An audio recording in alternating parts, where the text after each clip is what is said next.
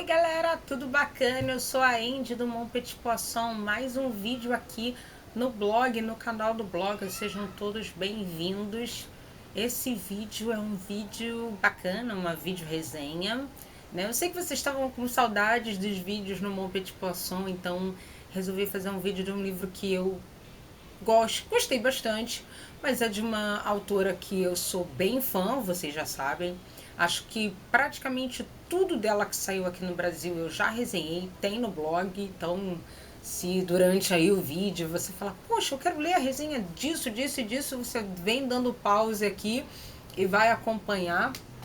E, enfim, acho que o que eu não resenhei da autora pode ser que não tenha saído aqui no Brasil, ou eu realmente não resenhei por algum motivo, assim, sei lá, eu li muito tempo antes e aí eu acabei não resenhando, mas eu li tudo dela.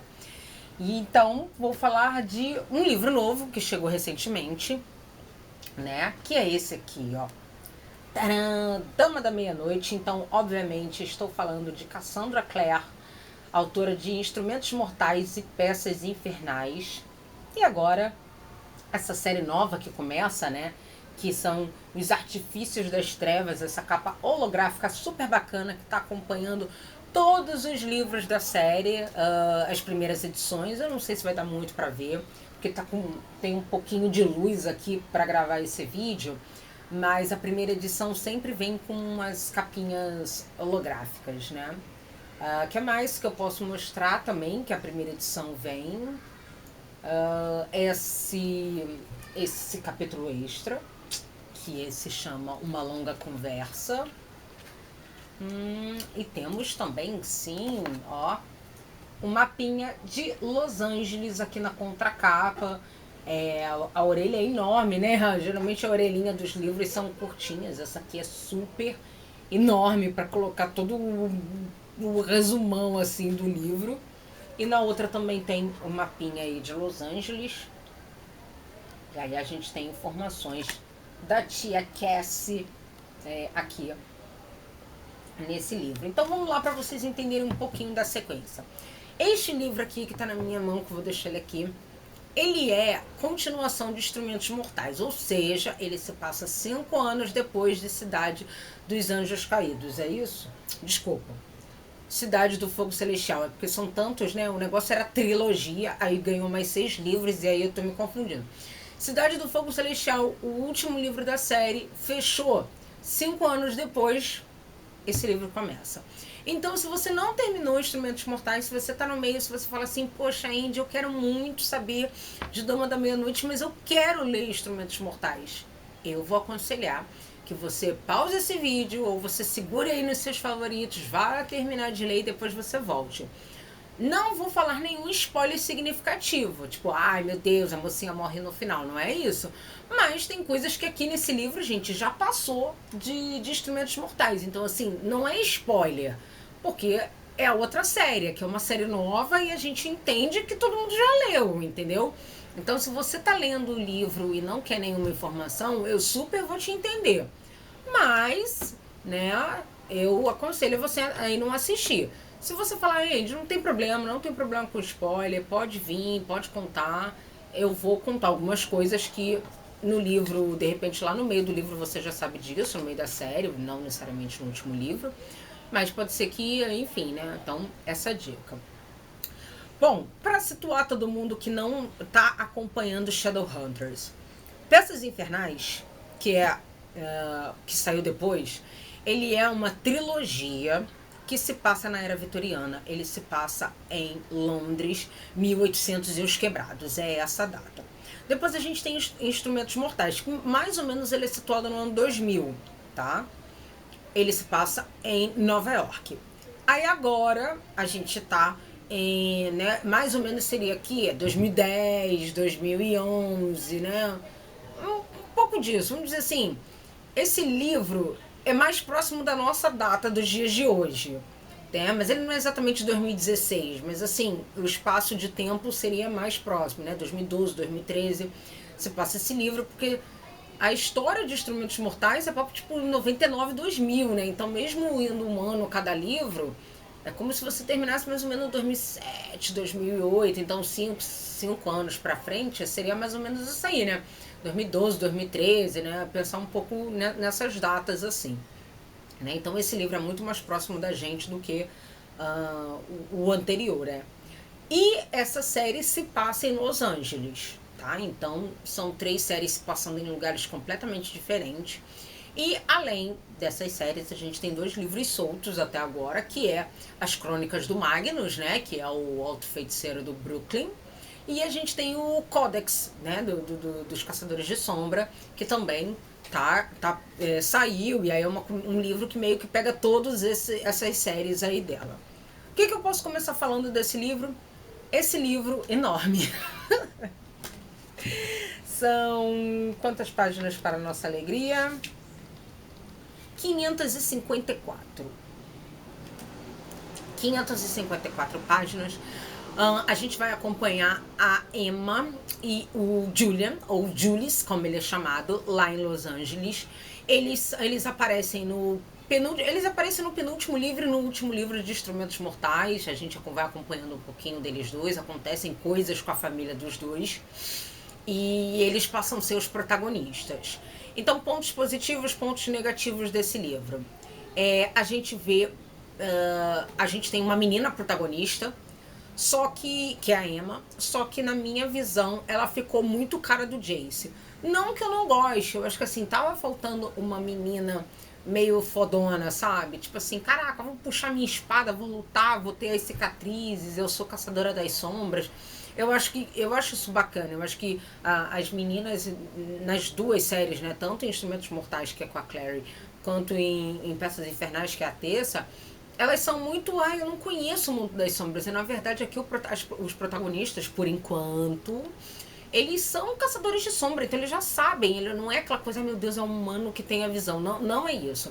Aqui a gente tá dentro do mundo caçadores de sombra. Esse ponto é um ponto positivo, porque como no Instrumentos Mortais a gente acompanhava a visão da Clary, a Clary tinha que te explicar tudo, então consequentemente a gente também tinha que ser explicado desse conhecimento. Aqui não, eles já sabem, já conhecem as runas, eles já treinam, eles já estão investigando. E a Emma acha que os pais dela não foram mortos pelo Sebastian, foi alguém, e a Clave diz que não, e ela nunca superou isso, né? Então ela tá sempre procurando pistas, ela tá sempre investigando. E o Julius, né, o Julian, é o melhor amigo dela, eles foram criados juntos, e ele tem vários irmãos, né? Então ela meio que, apesar de não ser da família, é a família, né? É da família. Então é uma protagonista, uma menina. Não que o Julius não apareça, mas é muito mais ela do que ele aparece de uma outra forma, ela é que vai lutar. O ponto positivo, menina sendo protagonista. O ponto negativo é que, assim, adoro Jace. Mas, caraca, gente, essa comparação constante com Jace durante todo o livro foi meio chato. Não só nesse ponto. Em vários outros pontos eles ficam, não, porque o Jace com a Clary, há 5 anos atrás, eles lutaram e fizeram isso e agora todo mundo é reconhecido, então eu quero fazer igual a eles, entendeu? Isso volta muitas vezes. Eu achei que não tinha necessidade da autora fazer isso, porque são pessoas novas, são novos protagonistas. Eu acho que no coração do leitor tem espaço para todo mundo, sabe? E tinha espaço para Emma ser quem ela quiser, sem ficar querendo fazer referências com Jace, sem querer ficar fazendo referências com a Clary, sabe? Eu espero que nos próximos livros isso diminua. Nesse livro é muito constante. Eu achei isso um pouco chato em determinados momentos. Não só dela não, tá? O Julian também faz essa referência. As pessoas também fazem essa referência. Nossa, você vai ser o próximo Jace, sabe? Você vai ser o próximo Jace se você agir igual a ele. Então, assim, isso eu achei que não precisava. Outra coisa legal é que a gente sempre acompanha o submundo, mas como a gente está do lado Caçadores das Sombras, o submundo é meio que a sujeira embaixo do tapete. Nessa série que começa, não, porque a família do Julian, ele tem 2 irmãos que são meio fadas. E aí a gente fica com essa coisa de qual corte é, da Cillian, Cilly, e a autora explorou um pouco isso, explorou a caçada, explorou um pouco do comportamento das cortes. Não que a gente não tenha visto isso em Instrumentos Mortais, mas aqui ela fala muito mais, então eu achei isso muito bacana. Porque falar que tem um feiticeiro, que tem não sei o que, que tem não sei o que lá, é fácil, mas mostra esse mundo pra gente. Ela começou a mostrar.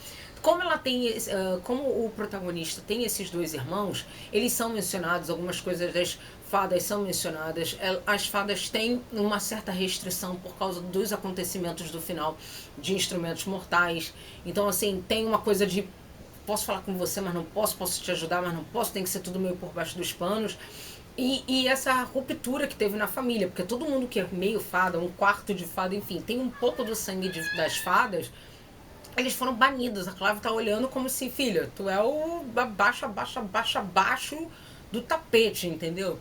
Então tem esse ponto e eu acho que ela vai começar a explorar mais, né? Até porque um dos irmãos do Julian aparece e ele vai contando aos poucos algumas coisas da corte, já que ele foi banido para a corte, né? E a outra irmã dele fala dela, mas a gente não vê muito, né? É como se o fulano está falando com ela, sabe? Mas é uma coisa que aparece, mas não como ele, né? O Mark, que é o irmão que é meio fada, ele aparece mais na história, então isso foi bacana. A gente tem um novo feiticeiro, que é o Malcolm. Eu vou ser bem sincera, eu esperava muito mais do feiticeiro, porque assim, depois que você tem Magnus Bane, gente, tem que vir os feiticeiros fodarástico. E desculpa, Malcolm era muito fraco. Malcolm é muito chato. Malcolm não tem, tipo, Benny, Malcolm. Não deu pra comparar. Eu acho que durante o livro acontecem algumas coisas, até envolvendo o feiticeiro, que eu achei que foi meio puxado. Ele não tem esse garbo, elegância, esse poder que o Magnus tinha, entendeu? Então eu achei isso forçado em algumas partes. Esperava mais. Eu acho que talvez foi por causa disso, sabe? Porque o feiticeiro de Los Angeles, né? O alto feiticeiro de Los Angeles, ele não tem o carisma, ele não é poderoso como o Magnus é. Porque ele não morre, ele não morreu ainda nessa série. Então, assim, você faz esse contraste, você faz essa comparação, e aí você vê que algumas coisas que ele faz, você fala, pô, até aceitaria o Magnus, porque, enfim, ele tem todo esse poder, o Malcolm não tem. Foi meio caído algumas cenas dele, não gostei do feiticeiro, esperava muito mais. Outra boa notícia é que os personagens de Instrumentos Mortais aparecem nesse livro. Então a protagonista fala, eu conversei com a Clary apareceu, a Clary me falou pra fazer isso, Jace, a gente tem, né, quem tá dirigindo o instituto, essas coisas assim dos personagens, inclusive o pessoal lá de Peças Infernais também aparece aqui. Então esse misto dos personagens aparecerem, indicarem, falarem algumas situações eu achei bacana. A gente sai um pouco da família do Jace, né? Porque tanto em Peças Infernais como como Instrumentos Mortais, a gente tem sempre a família do Jace. Agora a gente vai ter outras famílias aparecendo, outras famílias caçadores de sombra, então isso é bacana. A gente tem outras informações, porque assim, o mundo que a Cassandra criou é muito grande e ela estava sempre batendo nas mesmas peças nos livros, entendeu? Então eu fiquei contente de, por mais que algumas coisas tenham me chateado, por mais que algumas coisas eu falei, pô, isso aqui tá meio repetido, ela tá abrindo o mundo dela, né? Eu já li algumas críticas e até um pouco de razão das pessoas falarem, caraca, mas ela só vai escrever sobre Shadowhunter. Por um lado eu falo assim, provavelmente, porque ela descobriu um filão maravilhoso e não tem por que ela criar uma coisa que ela talvez não seja tão boa. Mas por outro lado ela também tem que ampliar esse universo que ela criou. Então aqui ela começa a ampliar, ela começa a trazer informações, até porque a gente tem personagens que são quase imortais. Então são personagens que viveram muitos anos. Então, não precisa a história ficar sempre presa a uma coisinha, sabe? Tipo, a um momento presente. Você pode ir pro passado, você talvez até ir pro futuro, se você quiser, né? Então você tem uma janela bacana e ela não estava explorando isso. Então aqui nesse livro ela começou a explorar. E aí, esses pontos que eu gostei, mais do que, por exemplo, essa comparação que é constante, essa ideia de algumas coisas serem repetidas, né? Tem esse caso amoroso, porque tem um lance amoroso aqui com alguns personagens que foi muito Jace e Clary. Eu gosto de você, mas eu não gosto de você. Eu gosto, mas não posso falar. É assim. Que foi também uma repetição do que a gente teve lá em Peças Infernais. Então, assim, tem coisas que a autora está se repetindo constantemente. Então, eu espero que ela não leve, sei lá, 6 livros, como aconteceu com Jace e com a Clary, pra finalizar, sabe? Eu não sei se aguento 6 livros de ninguém amoroso. Eu acho que ela pode dar uma agilizada em certos assuntos, sabe? Então, assim, tem alguns pontos que foram repetidos, ela não precisava ter feito isso. Tem coisas novas que ela criou, que ela desenvolveu e ficou muito bacana. Tem muitas aberturas, ela é a rainha para deixar coisas em aberto. O livro termina de uma maneira que a gente fala, tipo, como assim? Eu preciso do próximo livro, porque uh, você não pode fazer isso, sabe? Então, assim, tem coisas legais. O livro tem partes bacanas, mais do que partes chatas, tá?